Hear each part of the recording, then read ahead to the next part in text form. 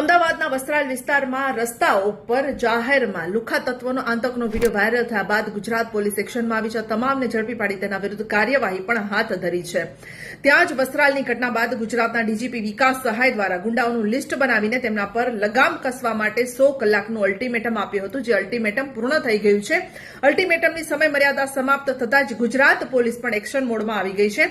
પોલીસે દરેક જિલ્લામાં ગુંડાઓનું લિસ્ટ બનાવ્યું છે. રાજ્યમાં 3500 થી વધુ ગુંડાઓનું પોલીસે હિટ લિસ્ટ બનાવ્યું છે. એક રિપોર્ટ અનુસાર જૂનાગઢના 372, જામનગરના 285, વડોદરા શહેરના 1134, બનાસકાંઠાના 399, ખેડાના 60, અમરેલીના 113, મોરબીના 165 અને અમદાવાદના 1000 થી વધુ હિસ્ટ્રી શીટર પોલીસના નિશાના પર છે. આ તમામ વિરુદ્ધ કાયદેસરની કાર્યવાહી શરૂ કરી દેવામાં આવી છે.